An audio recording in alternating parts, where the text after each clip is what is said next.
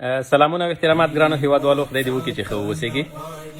هیوادوالو تاسو ګورئ دا د پنجشیر هغه لنډغر، هغه باغیان چې د نظام مخالفت یې کولو غرو کې وو، او همیشه یې دلته چې کوم کسان ناست دي فیسبوکونو لنډغران چې افغانستان کې د جنگ لمنه تودوي، بلکې هېڅ هم نه یو څو لنډغر چې کلو ته وخېږي، بانډو ته یې وخېږي، پاس غرو ته د معاش دپاره یا د ډالرو دپاره چې 100 روپۍ ډالر ورکړي، د نظام تخریب وکړي یا نظام پسې تبلیغات وکړي. نن اسلامي اماراتو مجاهدین ورغلي ټولې راوستي دي، هغه ته یې په کوڅو کې کېنولي. تاسو ګورئ دغه د دوی حال وي، د جنګ په ډګر کې بیا د دوی دغه حال دی، خو بیا دې هم زړه ورمانې درد کوي چې افغان دی و دې خدای مسلمانه راشه د همدې نظام نه حمایه وکړه، همدې نظام سره څنګ په څنګ ودرېږه، همدا نظام تقویه کړه، همدا نظام جوړ کړه، په همدا د افغانستان دی او همدا د کور دی، په همدغه ځای کې پیدا شوی او همدې ځای کې به ښخېږي. په مخالفت کې تا ته نور څه په لاس درځي؟ هېڅ په لاس نه درځي بغیر د دې نه چې ته د دنیا نه لاړ شي. نو ځان مه هغې دنیا ته نور لاړ کوه، راځه د دې نظام حمایه وکړه، د نظام تقویه کړه او د نظام سره نظام د چترې لاندې ژوند وکړه.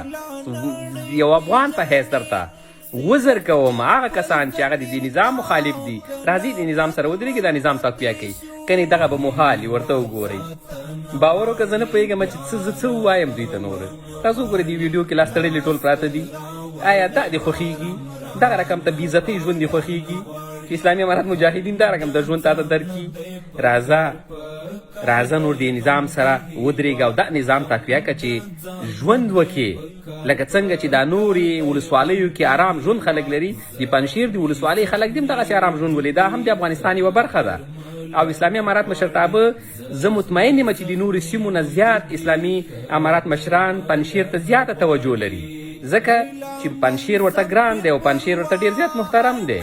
که ورته محترم نه وی نو دومره حد کې به دوی ورته رسیدګي نه کوله. تاسو وګورئ پرون پکې غوغا جوړه شوې ده او فیسبوکونو خبرې ګرمې کړي دي. نن وګورئ چې څومره غټه قوه ورغلله او څومره زرې ټول هر څه تصفیه کړل، خو مګم پنجشیر ورته لومړیتوب لري که نه. هیوادوالو دغه به د هغه چا حال وي چې هغه د اسلام نه بغاوت کوي. نو د اسلام او د نظام نه بغاوت کوونکي دغه حال دی. خو راځئ تېر شي د نظام سره نور ودرېږي. دا وړوکی یو پیغام و در سره شریکي وطنوالو چې نور د دې شیانو نه هغه مخالف د نظام تخریب کې لګیا دي نور لاس والي.